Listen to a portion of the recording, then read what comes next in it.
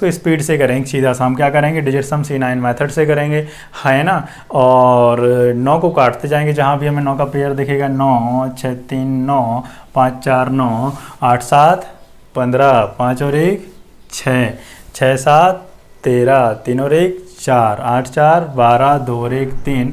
अब अगर इस पूरे के पूरे नंबर में हम 9 से भाग देंगे तो रिमाइंडर 3 आएगा। रिमाइंडर कितना आएगा, 3 आएगा। अब आपको लगे कि वर्ग 3 वालों को शेषफल नहीं आना है तो अरे भाई ये विभाज्यता का नियम है, इसके तरीके से शेषफल भी पूछ सकता है आपको। अब आपको बेसिक मेरे हिसाब से चेक करने की ज़रूरत नहीं होनी चाहिए। आपका रिमाइंडर कितना होगा, 3 ही होगा। बात आ रही है समझ में, ठीक है। इसी तरीके से आप इंटरेस्टेड चीज़ें और भी इस वीडियो में आगे सीख सकते हैं, तो आप वीडियो में अंत तक बने रहें, बिल्कुल भी चीज़ों को स्किप ना करें, क्योंकि पढ़ने का तरीका ये होता है कि पूरा आपका बेस क्लियर हो और आप चीज़ें पूरी देखें। नमस्कार दोस्तों, मैं अरविंद लोधी गतिमान एकेडमी में आपका बहुत बहुत स्वागत करता हूं। दोस्तों आज हम विभाज्यता के नियम पढ़ने वाले हैं, रूल ऑफ डिविजिबिलिटी, जो कि आपके लिए हर एक एग्ज़ाम की तैयारी के लिए ज़रूरी है। चाहे आप किसी भी एग्ज़ाम की तैयारी क्यों ना कर रहे हों, रेलवे एसएससी से लेके कोई भी स्टेट लेवल एग्ज़ाम की तैयारी कर रहे हों आप, उसमें आपके लिए विभाज्यता का नियम बनना बहुत ज़रूरी है। तो आप ये बिल्कुल भी ना सोचें कि ये मैंने मध्य प्रदेश शिक्षक वर्ग 3 या फिर संविदा डाल के रखा है थंबनेल में, तो आप सोचें कि ये पर्टिकुलर उसी के लिए है, क्योंकि रूल तो रूल है और जो आधार है वो हर जगह मैथ का वही काम करता है। बस अंतर ये होता है कि कोई भी जो बड़ा एग्ज़ाम होता है उसमें एडवांस मैथ या अंक गणित जो भी अर्थमेटिक होती है वो ज़्यादा आ रही होती है। जैसे वर्ग 3 का एग्ज़ाम है, इसमें न्यूमेरिकल मैथ ज़्यादा आ रही होती है, क्योंकि इसका जो क्राइटेरिया है या वर्क फील्ड है वो 5वीं तक के बच्चों को पढ़ाना है, तो उस हिसाब से चीज़ें पूछी जाती हैं एग्ज़ाम में।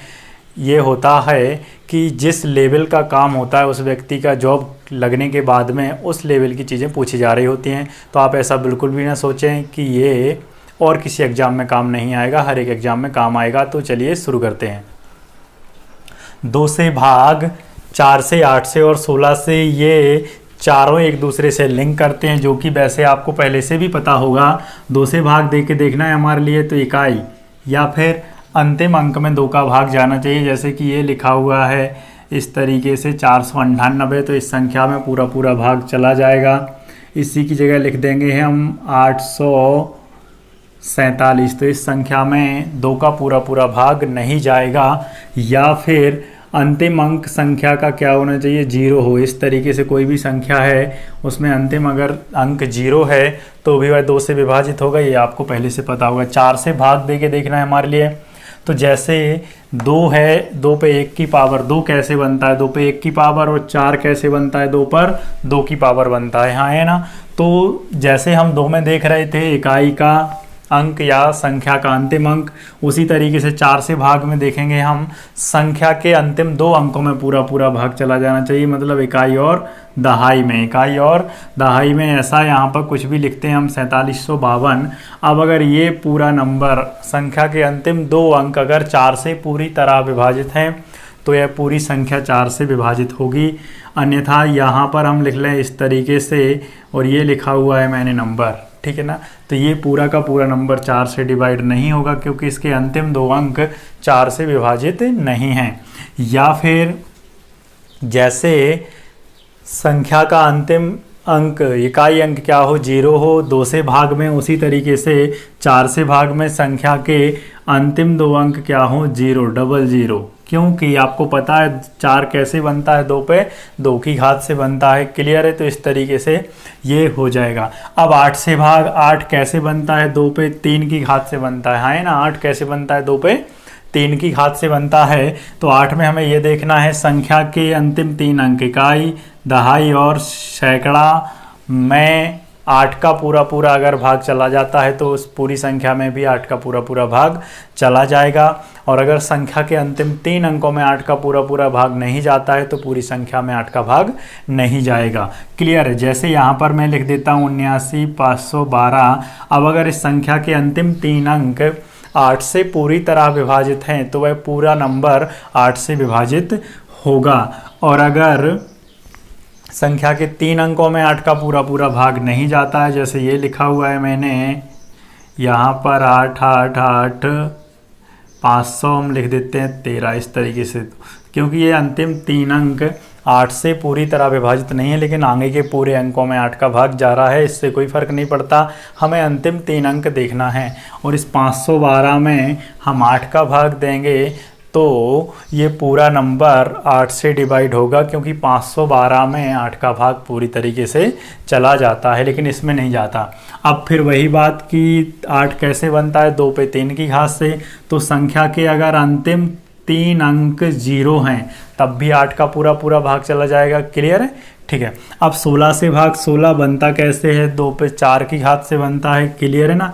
तो इसमें क्या देखना है हमें, अंतिम 4 अंक, इकाई, दहाई, सैकड़ा और ये हज़ार। इकाई, दहाई, सैकड़ा और हज़ार। अगर संख्या के अंतिम 4 अंकों में 16 का पूरा भाग जाता है तो उस पूरे नंबर में भी 16 का पूरा भाग चला जाएगा। जैसे कि यहाँ पर लिखता हूँ मैं कुछ इस तरीके से 32, 33 ये लिखे हुए। अब इन 4 अंकों में अगर 16 का पूरा भाग जा रहा है तो यह पूरा नंबर 16 से डिवाइड होगा, और अगर इन 4 अंकों में 16 का पूरा भाग नहीं जा रहा है तो वह पूरा नंबर 16 से डिवाइड नहीं होगा। दूसरी बहुत अच्छी बात यह है कि ये शेषफल प्रमेय में भी काम आता है। अगर हमें ये नंबर लिखा हुआ और इसमें 16 से भाग देने के बाद शेषफल चाहिए, तो इस अगर अंतिम 4 अंकों में 16 का भाग देने से जो शेषफल आएगा, यहाँ पर 1 आएगा, तो वही पूरे नंबर का भी 16 से भाग देने पे शेषफल आएगा। इसी तरीके से इन 8, 4 और 2 में भी अप्लाई होगा, क्योंकि शेषफल प्रमेय वैसे तो वर्ग 3 में पूछी नहीं जानी है, लेकिन थोड़ा मोड़ा छोटा मोटा क्वेश्चन पूछ सकते हैं। तो आपको क्या करना है, विभाजिता का ही नियम अप्लाई करना है उसमें। ठीक है ना? अब यहाँ पे इन दोनों से हम क्वेश्चन देख लेते हैं, क्योंकि ये तो बहुत छोटी बातें हैं, लेकिन इन दोनों से या इससे हमने इनको लिंक किया सभी को। एक क्वेश्चन कोई भी लिखा हुआ है, जैसे इस तरीके से क्वेश्चन है, ये हमको दे दिया कि इस संख्या में 8 का भाग देने पर शेषफल क्या आएगा, 8 का भाग देने पे शेषफल क्या आएगा। तो हम क्या करेंगे, अंतिम 3 अंकों में केवल 8 का भाग दे के देख लेंगे, और अगर 8 का पूरा भाग अंतिम 3 अंकों में जाता है तो वह पूरी संख्या भी 8 से विभाजित होगी, और अगर 8 से भाग नहीं जाता है तो शेषफल जो कुछ भी आएगा वो पूरी संख्या का शेषफल कहलाएगा। जैसे इन 3 अंकों में हम 8 का भाग देंगे तो यहाँ तो डिवाइड हो जाएगा 8 का, है ना, क्योंकि हमें भागफल तो देखना नहीं, केवल शेषफल। तो एक बार यहाँ पे भाग जाएगा, यहाँ से बचेगा 1, तो 15, 8 का 1 गुना 8, 8 दूनी 16 होता है, तो यहाँ पर रिमाइंडर कितना आ जाएगा, 7। इस पूरे नंबर का भी जो शेषफल होगा वो भी कितना ही होगा, 7 ही होगा। इसी तरीके से हमारे पास और कोई भी नंबर अगर लिखा हुआ है कुछ इस तरीके से, ये लिखा हुआ है, अब इस नंबर में, या फिर हम और बढ़ा लें इस तरीके से, ये लिखा हुआ है हमारे पास में नंबर, या और नंबर हम इसी को बढ़ा दें तो यहाँ से ये लिखा हुआ है हमारे पास में। ठीक है? अब इसमें पूछा जाए कि पूरे नंबर में 16 से भाग देने पे शेषफल क्या आएगा, तो हम केवल और केवल अंतिम 4 अंकों में 16 का भाग दे के देख लेंगे, और अगर अंतिम 4 अंकों में 16 का पूरा भाग जाता है तो इस पूरी संख्या में भी 16 का पूरा भाग जाएगा, और अगर अंतिम 4 अंकों में भाग नहीं जाता और जो शेषफल बचता है तो वह पूरी इस संख्या का ही शेषफल कहलाएगा।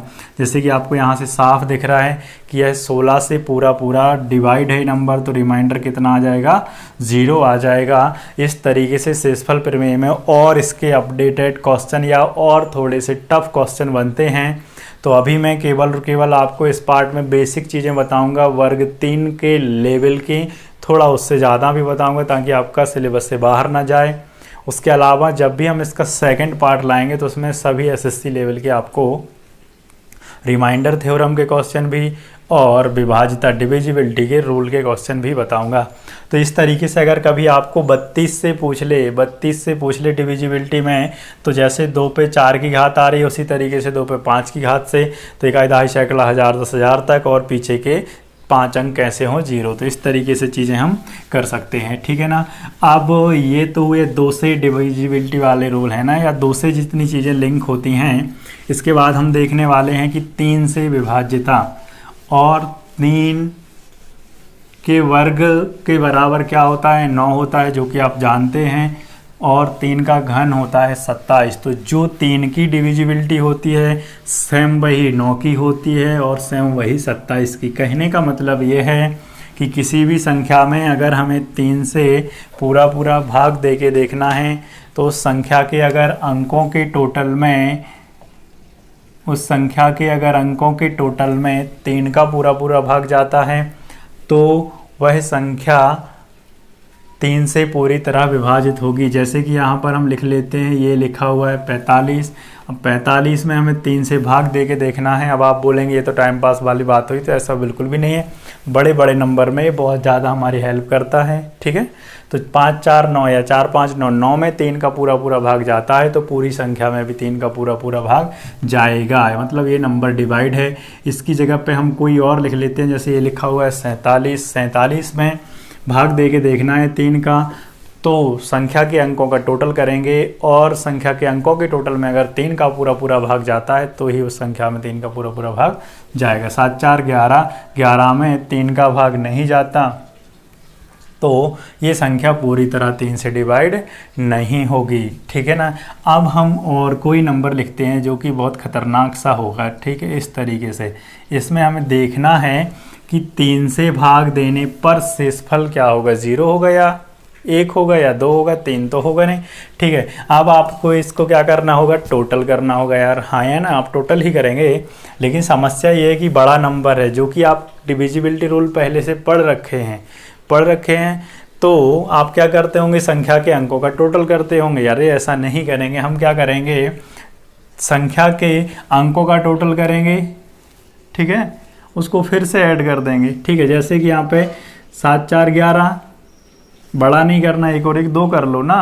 जैसे मैं पहले बेसिक करके बताता हूँ आपको, 4 7 11, 11 और 5 कितना होगा भाई मेरे, 16, 16 और 8 कितना होगा, 24, 24 और 7 कितना हो जाएगा आपका 31, 31 और 5 कितना हो जाएगा आपका 36, और 36 में 3 का पूरा पूरा भाग चला जाएगा, मतलब यहाँ पर रिमाइंडर कितना होगा, 0। ये तो ही संख्या के अंकों को जोड़ के 3 का भाग देने की बात। इसको हम और अपडेट करते हैं, 4 7 11, 1 और 1 2, जब भी क्या हो ये 10 के बराबर हो, मतलब अंकों से कहाँ पहुँचे, संख्या में पहुँचे, क्योंकि 9 तक अंक हैं, उसके बाद संख्या में पहुँचे, हम फिर से इनको जोड़ देंगे, ठीक है ना। 4 7 11, 1 और 1 2 आए ना, 5 और 2 7, 8 7 15, 15 का 5 और 1 6। अगर आप समझ पा रहे हो तो ये डिजिट सम या C9 के जैसा हम कर रहे हैं, ठीक है ना। यहाँ से 6 हो गया था, 6 7 कितना होगा 13, 3 और 1 4, 5 4 9, और 9 में 3 का भाग जाता है। बात आ रही है समझ में। अरे अब आप बोलेंगे कि यार अगर 9 नहीं आता तो 8 आता, तो 8 में हम 3 का भाग दे देते, शेषफल कितना आता 2। तो यह पूरे नंबर का ही शेषफल तब भी क्या कहलाता, 2 ही कहलाता। क्लियर। इस तरीके से चीज़ों को हमें अपडेट करना है, ठीक है। तो आप इसको डिजिट सम के हिसाब से भी निकाल सकते हैं। अब हम देखते हैं 9 से डिविजिबिलिटी। 9 से भाग देने में यही 3 वाला रूल आगे बढ़ा देंगे हम, और 9 से भाग देने में तो डिजिट सम भी काम करता है। 3 का वर्ग, 3 कैसे बनता है, 3 पे 1 की पावर, और 9 कैसे बनता है, 3 का वर्ग। तो अगर अभी तक आप जो पढ़ रखे हैं बेसिक तरीके से वो मैं आपके लिए बताऊं, तो जिस संख्या के अंकों के टोटल में 9 का पूरा पूरा भाग जाता है तो उस संख्या में भी 9 का पूरा पूरा भाग जाएगा। क्लियर है, बस यही कर देना है हमारे लिए। अब यहाँ पर कोई भी संख्या लिख लेते हैं यार जो आपके लिए ठीक लगे। इस तरीके से बहुत खतरनाक सी संख्या लिख लेंगे हम, है ना। ये लिखा हुआ है यार, इसमें पूछा जा रहा है कि 9 से भाग देने पे शेषफल क्या होगा, या 9 का पूरा पूरा भाग जाएगा या नहीं। अब एक तो आपके पास तरीका है क्या कि आप संख्या के अंकों को टोटल करें और 9 का भाग दे के देखें। अगर संख्या के अंकों के टोटल में 9 का पूरा पूरा भाग जाता है तो इस पूरी संख्या में भी 9 का भाग जाएगा। अन्यथा संख्या के अंकों के टोटल में भाग देने से जो शेषफल बचता हुआ है पूरी संख्या का भी शेषफल बचेगा। इतना आप पढ़ रखे होंगे, लेकिन हम इससे आगे भी बात करेंगे। कैसे करेंगे, डिजिट सम से करेंगे इसके लिए, ठीक है। क्योंकि हमारे लिए 1 माइक्रो सेकेंड भी बचा पाना एग्जाम में रियल लाइफ का 1 दिन के बराबर है, क्योंकि वहाँ से आपकी ज़िंदगी का टर्निंग पॉइंट है। अगर आप एग्ज़ाम में सफल तो आपकी ज़िंदगी भी बेहतर और अगर असफल तो फिर कितने साल आप इंतज़ार करोगे आप जानते हो। तो आपको रिस्क नहीं लेना है। कई लोग क्या कर रहे हैं, मेरे ही कांटेक्ट में लगभग 400-500 छात्र संविदा वर्ग 3 या मध्य प्रदेश शिक्षक वर्ग 3 की तैयारी कर रहे हैं, और न जाने और क्लासों में कितने बच्चे हैं टोटल। ठीक है, चैनल पर भी सब्सक्राइबर बहुत ज़्यादा हैं, लेकिन उसके बावजूद भी आप लोग लॉकडाउन का, ये कोरोना लॉकडाउन का टाइम पास करके गंवा रहे हो। भाई पढ़िए, क्योंकि समय वापस नहीं आएगा। ठीक है, ये बात याद रखना, हर चीज़ वापस आ सकता है, टाइम वापस नहीं आएगा। तो पढ़िए, अपने आप के लिए, खुद के जीवन के लिए पढ़िए, खुद के जीवन को बेहतर बनाने के लिए पढ़िए। ठीक है, अब आपने क्या करना है, संख्या के अंकों का टोटल करना, जो कि मैं करके बता रहा हूँ। 4 5 9, 9 और 7 16, 16 8 24, 24 और 6 30 और 4 34 और 9 कितना हो जाएगा आपका 43। ठीक है ना, क्लियर है। अब 43 में आपने 9 का भाग दिया, बिल्कुल दिया। 9 का 4 गुना 36 और 9 का 5 गुना 45। तो यहाँ पे शेषफल कितना, -2, मतलब कितना आ गया 7। 9 चौके 36, 43 में से 36 घटाया, शेषफल आ गया 7। ये हुई जितना आपने पढ़ रखा है उतने की बात। ठीक है, अब जो मैं आपके लिए बताने वाला हूँ आप उससे सीखें, किससे, डिजिट सम से। डिजिट सम मतलब संख्या के अंकीय योग, संख्या के अंकों का योग, या C9 मेथड या 9 कट मेथड, क्योंकि हमें 9 से भाग देना है। और अगर जितने 9 कट जाएंगे उसके बाद जो कुछ बचेगा, या तो पूरे 9 कट जाएंगे तो शेषफल 0, या जो बचेगा वह शेषफल आएगा। तो हम देखते हैं, 5 4 9, 8 7 15, 8 7 कितना 15 हो रहा है कि नहीं हो रहा है भाई। 8 7 15, 5 और 1 6। जैसे ही संख्या बने, संख्या कहने का मतलब सबसे छोटी 2 अंकों की संख्या क्या है, 10 है, मतलब संख्या बने। 9 क्या है, एक अंक है और संख्या भी है, लेकिन संख्या जैसे ही बने मतलब 10 के ऊपर हो तो उनको अंकों को आपस में जोड़ देना है। तो 7 8 15, 5 और 1 कितना करेंगे आप, 6, फिर से जोड़ दिया, 6 और 6 12, 2 और 1 3। ठीक है ना, 3 4 7। भाई 9 में तो 9 का भाग चला ही जाएगा, क्यों हम जोड़ेंगे। तो ये हुई इन चीज़ों को अपडेट करने की बाद। अब जिन छात्रों को समस्या आ रही है तो मैं डिस्क्रिप्शन में लिंक दे दूंगा, डिजिट सम C9 मेथड फर्स्ट क्लास की। उसमें आपको बहुत बेहतर तरीके से 9 का भाग, डिविजिबिलिटी और C9 मेथड भी आप सीख जाएंगे, काम आएगी आपके। किसको पता था कोरोना में ऐसा लॉकडाउन हो, कई चीज़ें काम आ रही होंगी, तो ये भी काम आ ही जाएगा ना कभी। ठीक है ना, क्योंकि ज़िंदगी कचरे की भी बदलती है, हम और आप तो फिर भी इंसान हैं। जब अच्छा समय नहीं रहा बिना कोरोना वाला, तो ये बुरा समय भी नहीं रहेगा। आप पढ़ते रहिए, तो आप वो चीज़ें देख लें, मैं आपको डिस्क्रिप्शन में लिंक दूंगा। मैं फिर से कोई क्वेश्चन लिख रहा हूँ, और ऐसा बिल्कुल ना सोचें कि ये क्वेश्चन नहीं आते। वर्ग 3 में तो ये चीज़ें बिल्कुल रखी मिलती हैं, छोटी छोटी चीज़ें, बहुत बारीक चीज़ें, आपकी टेक्निकल चीज़ों को पहचानने के लिए कि आप कितना टेक्निकल सोच सकते हैं। ये लिखा हुआ है यहाँ पर इस तरीके से, कोई भी नंबर लिख लें जो आपने पसंद आए, आप तो वो लिख लें, है ना। ऐसा इसमें कुछ भी नहीं है, जो आपकी मर्जी। ठीक है ना, मेरे हिसाब से मैंने ये लिख लिए हैं, आपकी जो मर्जी आप उतने नंबर लिखें, वैसे लिखें, कुछ भी करें, ये लिखा मैंने। अब हमें देखना है 9 से भाग देके, क्लियर है। तो हम इसको स्पीड से करेंगे, सीधा सा हम क्या करेंगे, डिजिट सम C9 मेथड से करेंगे, है ना। और 9 को काटते जाएंगे, जहाँ भी हमें 9 का पेयर दिखेगा, 9 6 3 9, 5 4 9, 8 7 15, 5 और 1 6, 6 7 13, 3 और 1 4, 8 4 12, 2 और 1 3। अब अगर इस पूरे के पूरे नंबर में हम 9 से भाग देंगे तो रिमाइंडर 3 आएगा। रिमाइंडर कितना आएगा, 3 आएगा। अब आपको लगे कि वर्ग 3 वालों को शेषफल नहीं आना है, तो अरे भाई ये विभाज्यता का नियम है, इसके तरीके से शेषफल भी पूछ सकता है आपको। अब आपको बेसिक मेरे हिसाब से चेक करने की ज़रूरत नहीं होनी चाहिए, आपका रिमाइंडर कितना होगा, 3 ही होगा। बात आ रही है समझ में, ठीक है। इसी तरीके से आप इंटरेस्टेड चीज़ें और भी इस वीडियो में आगे सीख सकते हैं, तो आप वीडियो में अंत तक बने रहें, बिल्कुल भी चीज़ों को स्किप ना करें, क्योंकि पढ़ने का तरीका ये होता है कि पूरा आपका बेस क्लियर हो और आप चीज़ें पूरी देखें। अब ये तो हुई 9 से डिविजिबिलिटी की बात है ना। हम देखते हैं 27। 27 से भाग, 27 बनता कैसे है भाई, 3 का घन है ना 27। तो यहाँ पर भी वही करना है हमारे लिए। क्या करना है कि संख्या के अंकों के टोटल में अगर 27 का पूरा पूरा भाग जाता है तो उस पूरी संख्या में भी 27 का पूरा पूरा भाग चला जाएगा। अब यहाँ पर हम कोई भी खतरनाक सा नंबर लिख लेंगे, ठीक है, जो आपको ठीक लगे। ये लिखा हुआ है, इसमें हमें 27 का भाग देके देखना है। तो इस संख्या के अंकों के टोटल में 27 का पूरा पूरा भाग अगर जाता है तो उस पूरी संख्या में भी 27 का भाग चला जाएगा। ठीक है, अब 6 से भाग अगर हमारे लिए देना है किसी भी नंबर में, 6 से अगर भाग देना है किसी भी नंबर में, तो 6 से भाग देने के लिए 6 बनता कैसे है, 6 का फॉर्मेशन कैसे होता है, तो आप बोलेंगे कि 6 बनता है 2 गुणा 3 से, 2 गुणा 3 से। तो अगर हमें किसी भी संख्या में ये लिखा हुआ है इस तरीके से, ये इस संख्या में अगर 6 का पूरा भाग दे के पता करना है, तो इस संख्या में 3 का और 2 का डिविजिबिलिटी रूल लगना चाहिए। 2 का मतलब उस संख्या का अंतिम अंक सम होना चाहिए, और 3 का मतलब उस संख्या के अंकों की टोटल में भी 3 का भाग जाना चाहिए, तभी जाके यह संख्या पूरी तरह 6 से डिवाइड होगी। तो इसको तो हम पहले ही काट देंगे क्योंकि इसका अंतिम अंक सम नहीं है। यहाँ से डायरेक्ट आपका चेक हो गया। बात आ रही है समझ में? ठीक है, क्लियर है। अब यहाँ और कोई नंबर लिखें, जैसे हम ये लिखा हुआ है, ठीक है, तो यहाँ तो अंतिम अंक तो सम है यार, लेकिन अब हम 3 की डिविजिबिलिटी चेक करेंगे।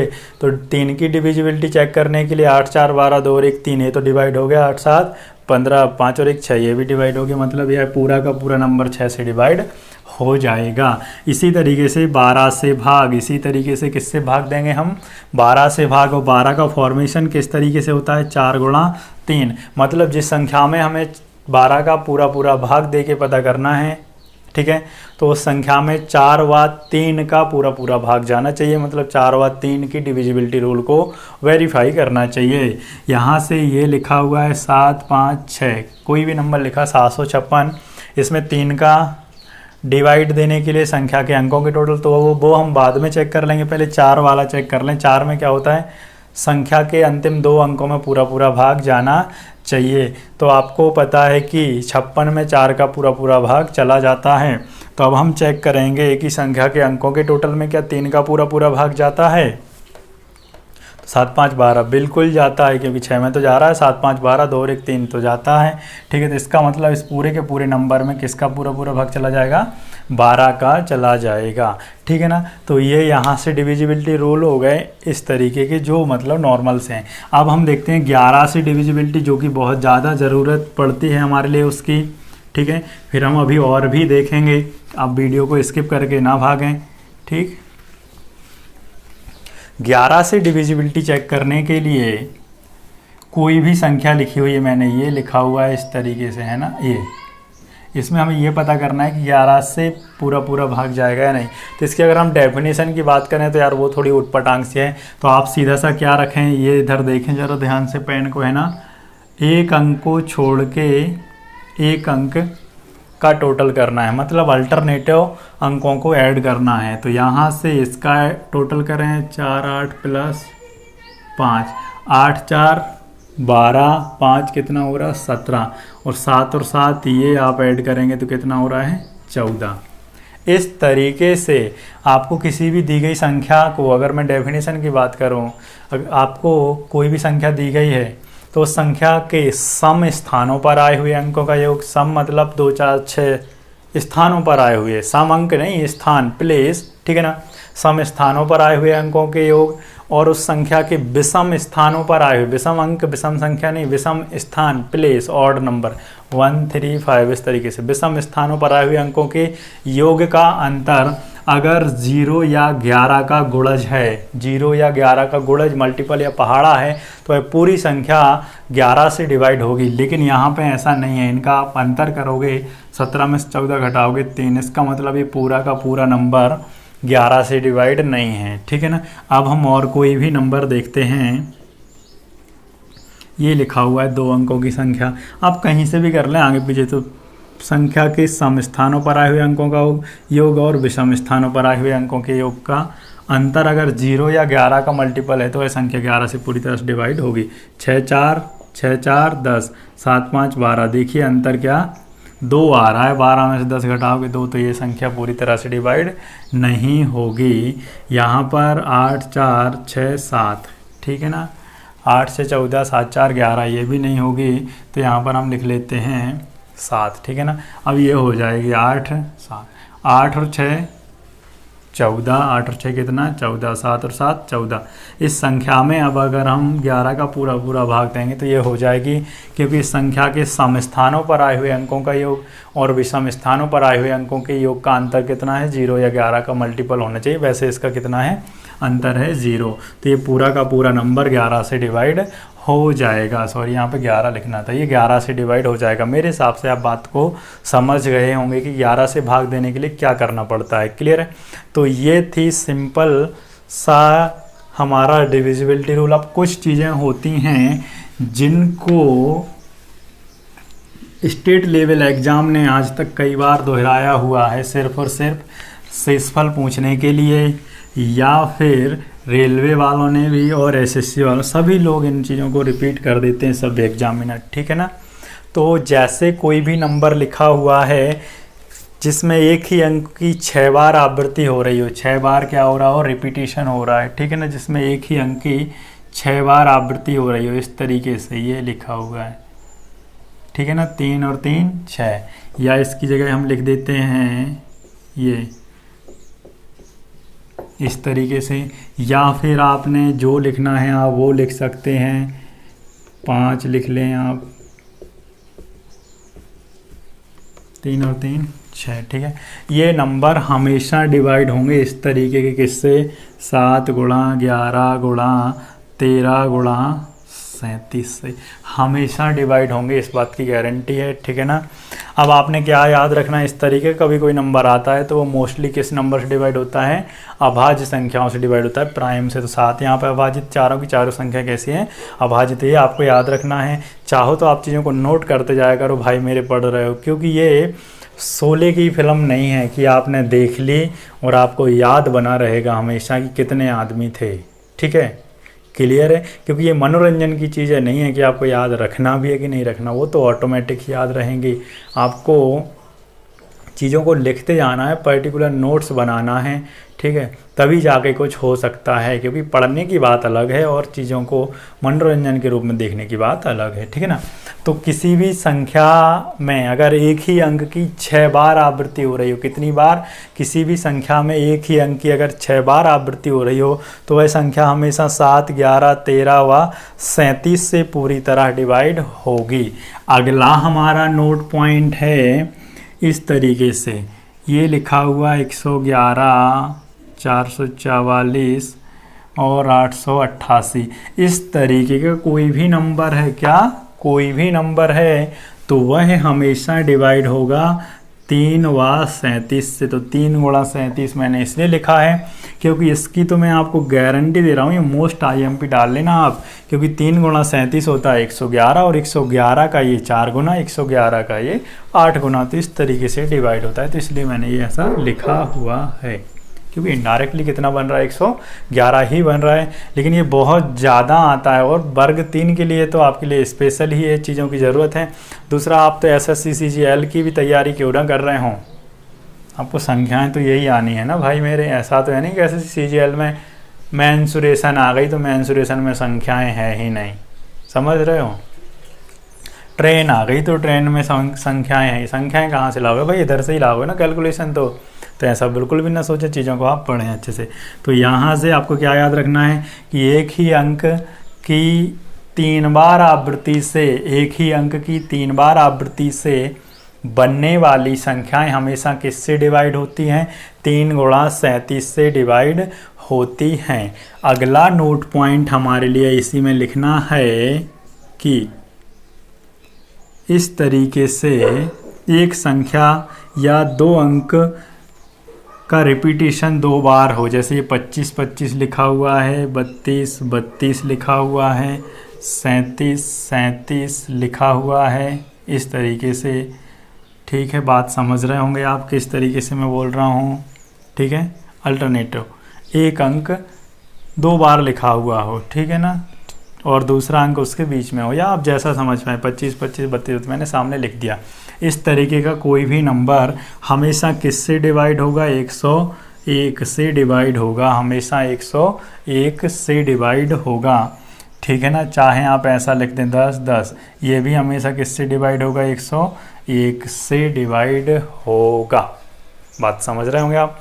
देखें यहाँ से क्लियर है। यहाँ पे आप भाग देंगे 3 अंकों में देंगे तो कितनी बार देंगे भाई, 2 बार देंगे। कितनी बार देंगे, 2 बार देंगे। और 2 बार कितना हो जाएगा, ये 202 हो जाएगा ना 202। तो यहाँ से 202 तो घटाओगे तो ये बनेगा 505। अब फिर से इसका भाग दोगे 5 बार चला जाएगा। बात क्लियर है। तो मैं समझता हूँ कि आप चीज़ें समझ गए होंगे। ये था डिविजिबिलिटी रूल, जो कि मेरे हिसाब से मैंने बताया वर्ग 3 स्पेशल के लिए या फिर इस लेवल के जो भी कोई एग्ज़ाम होते हैं। लेकिन आप ऐसा बिल्कुल भी ना सोचें कि इसकी ज़रूरत एसएससी में नहीं पड़ेगी, रेलवे में नहीं पड़ेगी, एनटीपीसी या किसी भी अदर स्टेट लेवल एग्ज़ाम में नहीं पड़ेगी। आपको हर जगह ज़रूरत है इनकी, बैंकिंग में भी ज़रूरत है, क्योंकि यहाँ से आपके कैलकुलेशन मजबूत होते हैं। और होता क्या है, सपेरा जब काला सांप पकड़ता है तो पहली बार ही जाके नहीं पकड़ लेता है, प्रैक्टिस करता है, फिर उसके बाद वह धीरे धीरे पकड़ने लगता है। और उसके लिए काले सांप का फियर या अजगर का या किसी भी चीज़ का डर नहीं रहता, क्योंकि उसको उसका प्रैक्टिस होता है। ऐसा नहीं है कि वो जादूगर है, जादूगर नहीं है। ऐसा नहीं है कि वो सांप के अंदर का जहर निकाल देता है देखते साथ। उसके लिए उस चीज़ की क्या है, प्रैक्टिस हो गई है। और प्रैक्टिस हो गई है तो कभी भी कैसे भी पकड़ लेता है। वो कुएं में अंदर घुस के भी पकड़ लेता है। समझ पा रहे हैं बातों को, क्योंकि प्रैक्टिस। और हम मैथ से डरते हैं।